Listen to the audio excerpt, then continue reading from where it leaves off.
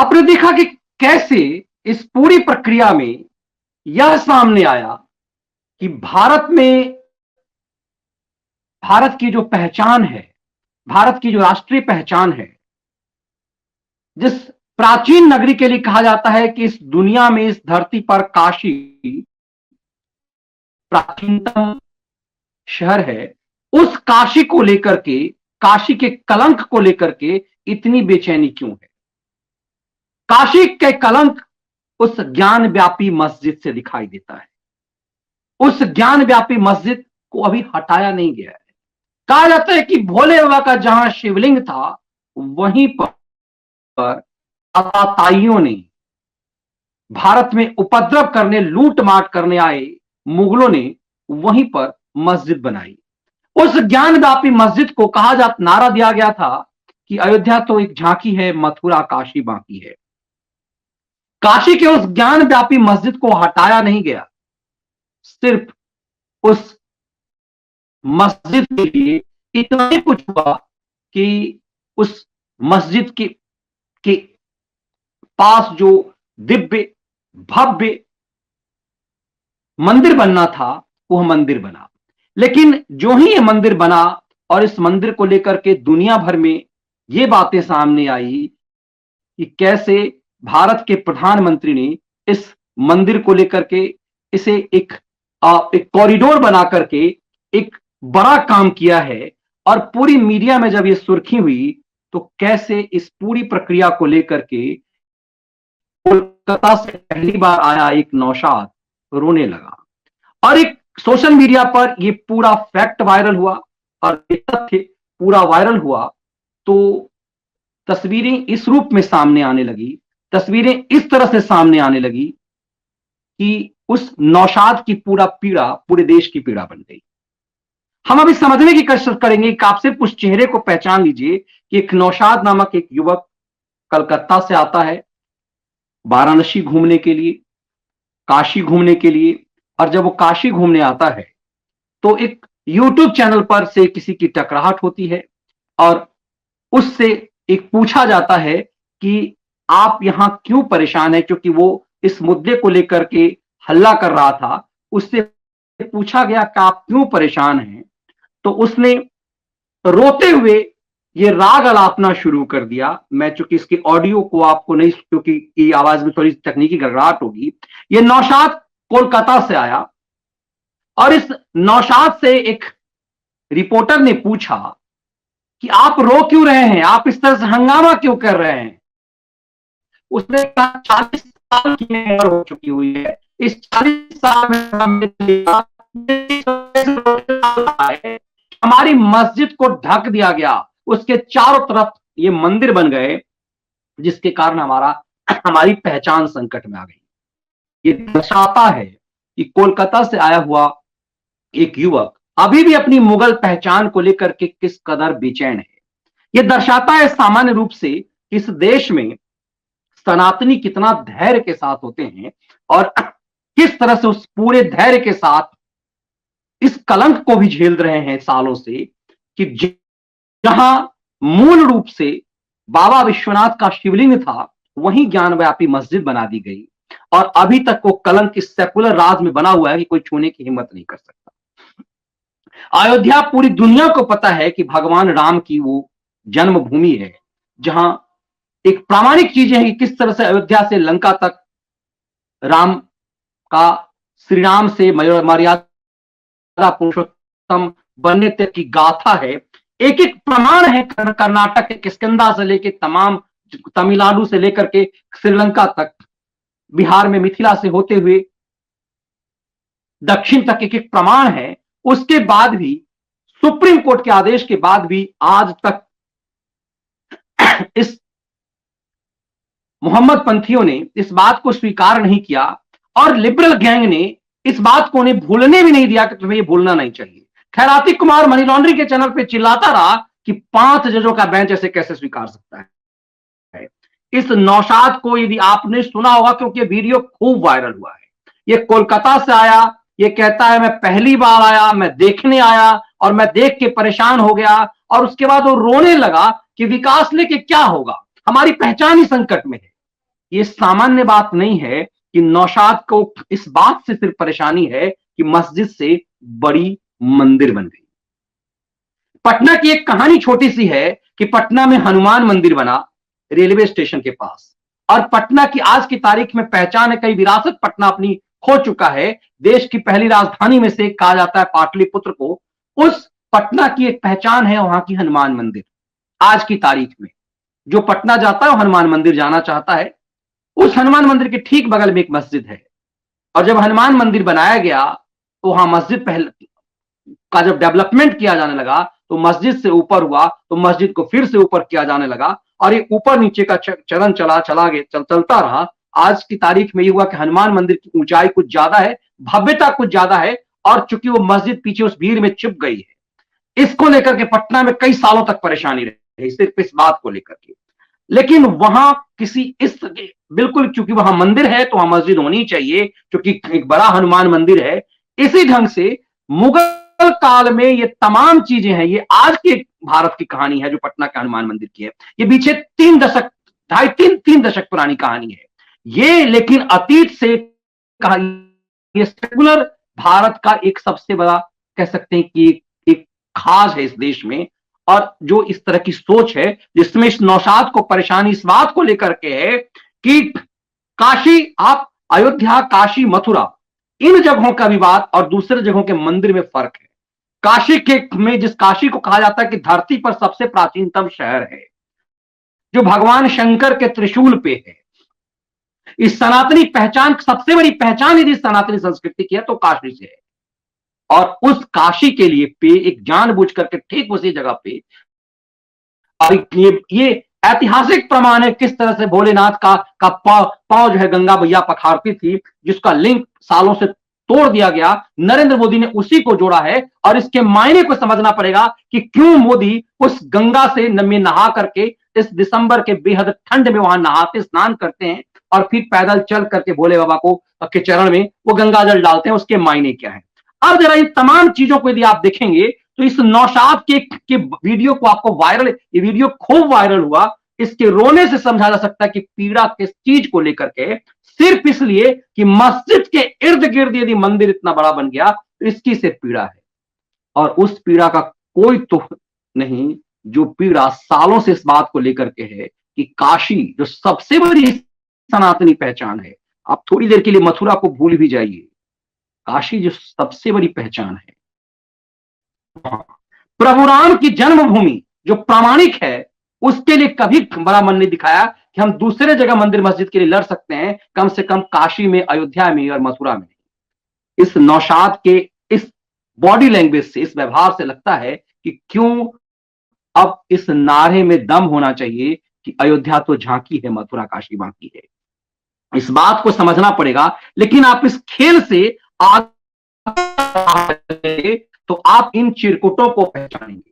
आप यदि इन चिरकुटों को पहचानेंगे तो आपको समझ में आएगा कि ऐसे ऐसे लोग, इन सब लोगों ने, जिन लोगों ने, आप इसे पहचानिए, ये धरती पर सबसे बड़ा धान गेहूं का एक्सपर्ट है, जो गोरखपुर के खेत में खड़ा होता है, इंसेफेलाइटिस विश्लेषण का विश्लेषण करता है चिरकुट, और ये कहता है कि ये देखिए कि नाक फैला फैला करके ये कहना शुरू करता है। ये बहुत बड़ा एंकर था, और इसको देखिए, आप मेरे ट्विटर पे जाएंगे तो आप ये पूरा डिटेल मिल जाएगा। इसी का वीडियो है, क्योंकि मैं इसको अपने यूट्यूब पे नहीं दिखा सकता इसे, इस लिहाज से, क्योंकि किसी चिरकुट के वहां से वीडियो को मैं क्यों दिखाऊं।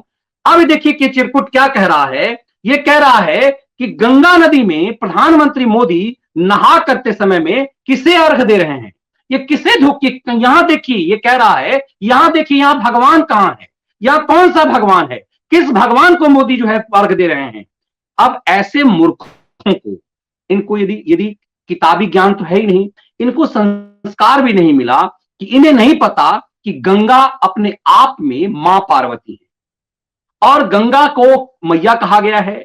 गंगा सनातनी समाज में सूर्य को सीधा अर्घ नदियों से दिया जाता है। बिहार में छठ जो है उसका सबसे बड़ा प्रामाणिक चीज है। लेकिन ये चिरकुट कहता है कि ये प्रधानमंत्री ढोंग कर रहा है, ये कहां फूल चढ़ा रहे हैं, ये क्या कर रहे हैं। और सवाल यह नहीं है कैसे चिरकुट क्या कहते हैं, महत्वपूर्ण ये है कि ये सब बड़े बड़े चैनलों के स्टार थे। ये व्यक्ति एक खेत में खड़ा होता है और खेत में खड़ा होकर के धान के खेत को कहता है, आप मेरे पीछे देख रहे हैं, ये धान है, धान मतलब गेहूं, गेहूं मतलब रोटी। तब लगा कि शायद क्या जुबान इसकी फिसल गई थी, मगर वो तो लाइव था नहीं, रिकॉर्डेड था जो बुलेटिन में चला, चैनल लिखने से हटा दिया। लेकिन अब की बार इसने फिर ये साबित किया, इस मोदी के नशे में, इस सेकुलरिज्म के नशे में, इस एक थोक वोट नहीं, ऐसे लोगों को लगता है आज के डेट में कि आप यदि सनातनी समाज को गाली देते हैं, आप एक हर टिड्डों के पक्ष में यदि आप इस तरह के बयान देते हैं, और खास करके यदि आप मोदी के खिलाफ जहर उगलते हैं, कुछ भी कुतर्क गढ़ते हैं, तो आपको व्यूअरशिप एक जबरदस्त मिलता है। इन सबको पाकिस्तान से लेकर के बांग्लादेश में बड़े पैमाने पर व्यूअरशिप है। अब इस चीज को समझना होगा कि ऐसे लोगों के एक बौद्धिक विकलांगता के क्या मायने हैं, जिसमें कह रहा है कि गंगा, ये मोदी किस चीज की पूजा कर रहा है, यहां तो कोई भगवान नहीं है, ये किस चीज को फूल अर्पित कर रहा है, ये किसे अर्घ दे रहा है, यहां तो कोई भगवान नहीं है। ये मोदी ढोंग कर रहा है, ये मोदी ठग रहा है। दरअसल इन सब की बेचैनी इस बात को लेकर के है कि क्यों प्रधानमंत्री मोदी ने गंगा के से लेकर के काशी विश्वनाथ कॉरिडोर को जोड़ा, तो पूरे टेलीविजन चैनलों पे दिखाया गया और एकाएक माना जा रहा है कि काशी के इस अप्रामाणिक काम से, काशी के इस कलंक को मिटा देने के बाद से काशी में आई इस दिव्यता और भव्यता को लोग अब देखने जाएंगे। और इसके कारण जो इनकी आका हैं, जो खैरात सरगना जो टीम है, वो कहीं ना कहीं उनकी सत्ता नहीं आएगी। और इस पूरी चीजों को आप देखेंगे कि 2 दिन 3 दिन पिछले 3-4 दिनों से, जब से सोशल मीडिया पर ये चीजें चल रही है, तब से दिखाई ये दे रहा है कि पूरी लिबरल मीडिया बेचैन है। और ये बेचैनी उस नौशाद की तरह ही है, जिस नौशाद को इस बात की चिंता है, जिस नौशाद को इस बात को लेकर के चिंता है कि कैसे उसके मस्जिद को ढक दिया गया। मतलब वो डाइजेस्ट नहीं कर पा रहा है कि काशी में ऐसा दिव्य भव्य कॉरिडोर बना, और जो काशी की तंग गलियां थी, दुनिया भर के लोग आते थे, जिस काशी को लेकर के महात्मा गांधी चिंतित थे, उस काशी में की स्थिति ऐसी हो गई कि दुनिया भर के सनातनी अब वहां आएंगे। पर्यटन की दृष्टि से भी जो सनातनी नहीं है, उनके लिए इस बात को देखने की जिज्ञासा होगी कि कैसा काशी है, क्यों इसे कहते छूट पे है, क्यों इसे कहा जाता है दुनिया के सबसे बड़ी सबसे प्राचीनतम शहर है। अब आपने उस ऐसे व्यक्ति को देखा जो धान गेहूं सबसे बड़ा एक्सपर्ट है, जो एक समय में एक मनी लॉन्ड्रिंग के चैनल से लेकर कई चैनलों पे वो मुख्य प्रस्तोता रहा। अब जरा सा इस दूसरी चीजों को देखिए, ये रवीश कुमार की स्टोरी है, और रवीश कुमार की स्टोरी पर ये जो पूरा प्रकरण है, जिसको मैंने, आप जाकर के मेरे वाल पर भी, अलका लामा के वाल पे है ये, तो मैंने उसे शेयर कर दिया अपने वाल पे भी, आप अलका के वाल पे जाएंगे। दरअसल क्योंकि ये कांग्रेस पार्टी के एक तरह से टूल किट्स के रूप में काम करते हैं, तो ये समझ में आएगा, ये जो वीडियोज और चीजें आपको जो स्क्रीन पे चीजें दिख रही है, ये दरअसल इस बात को लेकर के है कि खैराती कुमार का कहना है कि इस देश में इतना ज्यादा खर्च, ये जो काशी में खर्च किया गया है, इसका प्रधानमंत्री से हिसाब मांगना चाहिए कि धार्मिक आयोजन में सरकार कैसे खर्च कर सकती है, और इनको इसके खर्चे कहां से आए हैं, इसके साथ ये मुद्दा उठा रहे हैं। जिस चीज को फेवर करते रहे, जो हज हाउसों के फेवर करते रहे, मुलायम अखिलेश के साथ सेल्फी लेकर के जो रवीश कुमार अब सेल्फी खिंचवाता था जो हज हाउस बनाने वालों को, वो ये सवाल कर रहा है। और कमाल की सवाल आपको ये लगेगा, ये सवाल करें कि विपक्ष की भूमिका हमें निभानी पड़ रही है, विपक्ष कर नहीं पा रहा है। मुद्दा ये उठा रहा है कि कैसे इस देश में पेट्रोल से पीड़ा उठाता है, और इस स्टोरी को समझिए तब आप समझ पाएंगे कि नरेंद्र मोदी ने जो काशी में कर दिया वो जली कहां है। जो हम अक्सर कहते हैं हम लोग ना कि जली कहां है, ये कह रहा है कि 32 लाख करोड़ कहां से इसके अकाउंट आते हैं, ये अपने इसके आंकड़े हैं, ये झूठ और फरेब। जिसने दिल्ली दंगा के दंगाई, यूएपीए में राजद्रोह के अपराधी शाहरुख खान को अनुराग मिश्रा बना दिया इसी तरह से ऑन एयर, और इसके ऊपर आज तक कोई कार्रवाई नहीं हुई है। ये पत्रकारिता दिखाता है कि जिसने जज लोया वाले फर्जी स्टोरी लिख करके, जिसे जज और जस्टिस में फर्क नहीं, इतना बड़ा पत्रकार बनता है कि आज तक जज और जस्टिस में नहीं पता।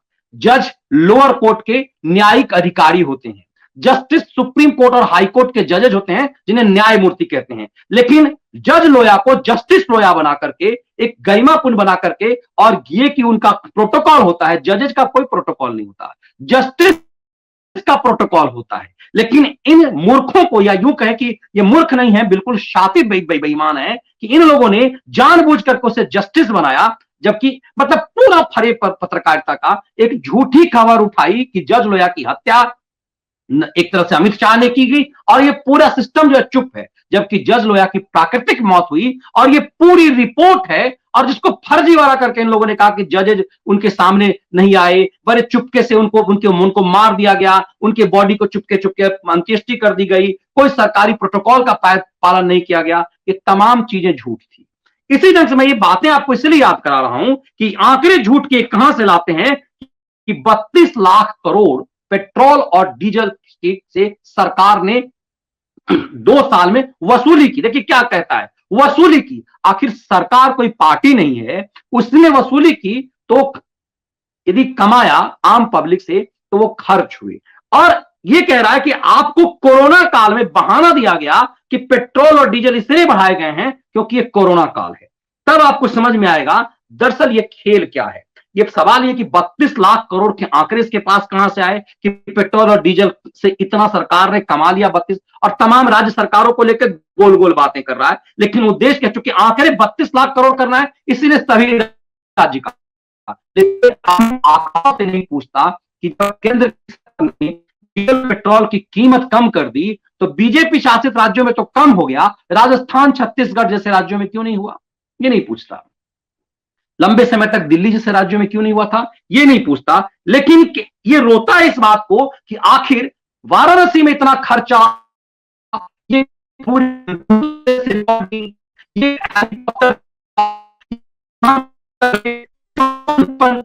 कैमरों के साथ और फिर बड़े षड्यंत्र के साथ ये प्रधानमंत्री की तुलना अपने रिपोर्टर से करता है कि मेरा रिपोर्टर फलाना द्वारी जो है वो जो है उसके पास इतने कैमरे नहीं है जितने 54 कैमरे प्रधानमंत्री को फॉलो कर रहा है।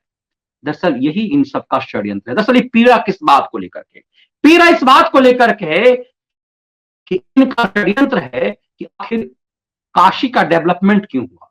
इन सब की पीड़ा यह है कि भारत अपनी सांस्कृतिक धरोहर की तरफ लौट कैसे रहा है। इन सब की पीड़ा इसी बात को लेकर के है। तब आपको समझ में आएगा कि ये मामला इतना ही नहीं है।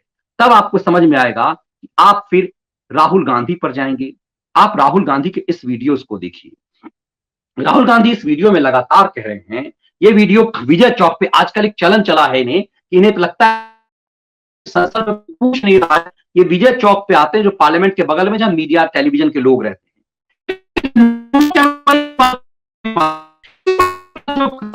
वो धान गेहूं का एक्सपर्ट कह रहा है कि आखिर इतने सारे कैमरे मोटो कवर कर रहे थे।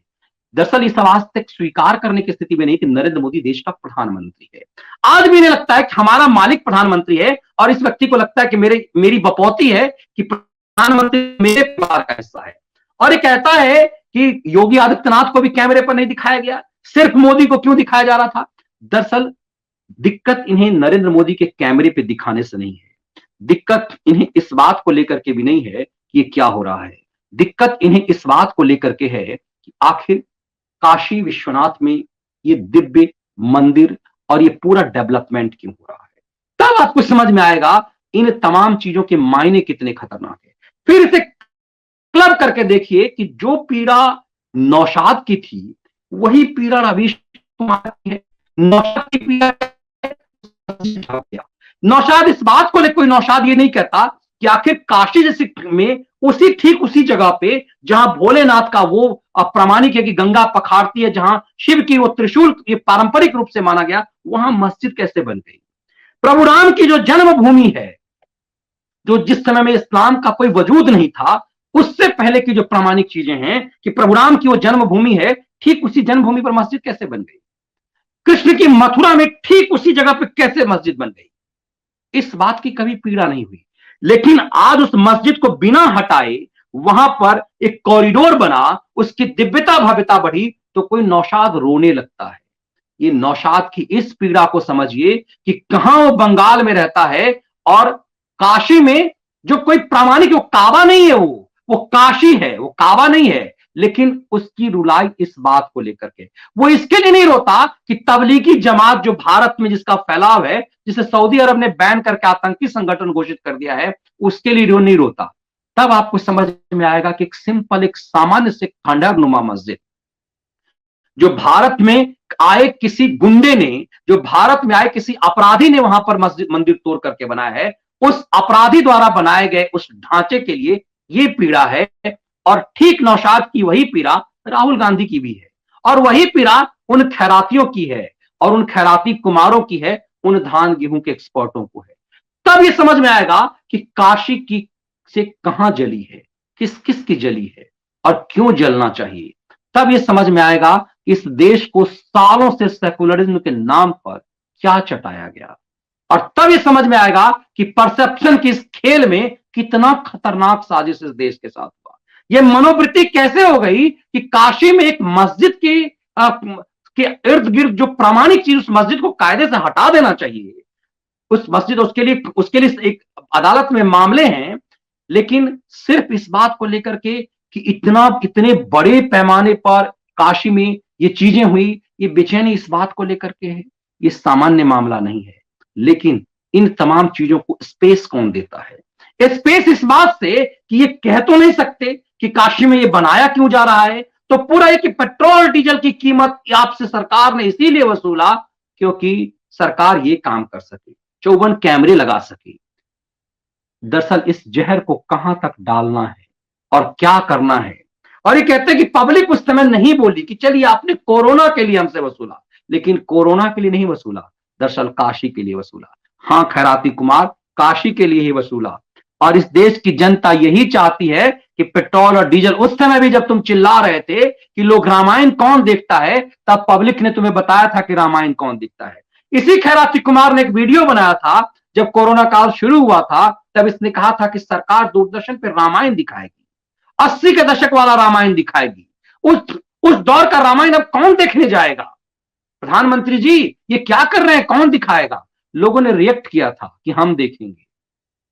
और दुनिया के इतिहास में सबसे ज्यादा टीआरपी, सबसे ज्यादा देखे जाने वाला 87 का वो रामायण 80 के दशक का बनाया गया, जो टेक्निकली इतना कमजोर था उस दौर का, उस रामायण को पूरे देश ने थम करके देखा।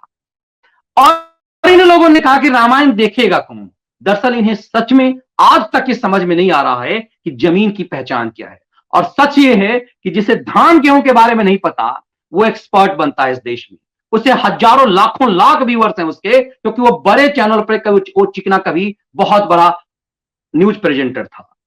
ऐसे ऐसे खैराती कुमार लोग जिनको जस्टिस और जज के रूप में नहीं पता कि जज और जस्टिस में फर्क क्या होता है, ऐसे ऐसे लोग बड़े चैनल पर एक्सपर्ट बने हैं। इन चिरकुटों से पूछा जाना चाहिए कि जस्टिस लोया, तुम कहते हो तुम पत्रकार हो, इतने बड़े चैनल में इतने बड़े फॉलोअर्स रखे हो, जज और जस्टिस में तुम्हें पता है? इन चिरकुटों ने दरअसल षड्यंत्र के साथ जज और जस्टिस बनाया था। और इसीलिए मैं उस बात को यहां पर इसलिए ला रहा हूं कि इन्हें ऐसा नहीं हो सकता इन्हें पता भी हो, लेकिन एक षड्यंत्र के आम पब्लिक को तो यही पता है कि जज और जस्टिस एक ही होता है। और जस्टिस किसी को कह देने से, हम लोग जो लीगल रिपोर्टर होते थे आपस में एक दूसरे को जस्टिस कह दिया करते थे। जैसे मेडिकल रिपोर्टर है, कई बार एक दूसरे को लोग डॉक्टर्स कहते हैं। ऐसे ही जब कोई हम लोग सुप्रीम कोर्ट कवर करते थे तो कोई किसी को एक दूसरे को जस्टिस कह दिया करता था, तो वो जस्टिस नहीं हो जाता था। इसका मतलब ये समझिए कि इस माहौल, ये जानबूझ करके षड्यंत्र है और एक भ्रम डालने का कि 32 लाख करोड़। सवाल इन चिरकुटों से पूछा जाना चाहिए कि आंकड़े तुम कहां से लेके आए, और आंकड़े लेकर के आए तो जहां डालना है वहां डाल लो, क्योंकि इस देश को यही स्वीकार है कि काशी में तो दिव्य भव्य जो मंदिर बना है, जो सकड़ी गलियां थी जहां लोग जाना नहीं चाहते थे, उस भव्यता को अब हर भारतवासी देखने जाएगा। और इनके लूटन के फर्क को, दरअसल इनके परसेप्शन को समझना पड़ेगा कि नौशाद की पीड़ा, नौशाद की कैसी पीड़ा, हर नौशाद की पीड़ा को समझने की जरूरत है। लेकिन ये कैसी पीड़ा है? जब उससे कहा जाता है कि विकास तो हुआ, तो विकास लेके क्या करेंगे? मतलब एक आताताई, एक एक अताताई, एक लुटेरे ने मंदिर तोड़ करके मस्जिद बनाई, वो तुम्हारी पहचान है। और देश भर में इतनी मस्जिदें हैं, वो पहचान नहीं है। तुम्हारी पहचान सऊदी अरब मिटा रहा है, वो तुम्हारी पहचान नहीं है। फिर ये समझ में आएगा कि जो पीड़ा नौशाद को है वही पीड़ा खैराती कुमारों को क्यों है, वही पीड़ा राहुल गांधी को क्यों है, क्यों राहुल गांधी कांग्रेस को मुस्लिम लीग बनाने पर आतुर हैं। तब ये जानना जरूरी है, इन सब चीजों को इस रूप में समझा और बूझा क्यों नहीं जाता।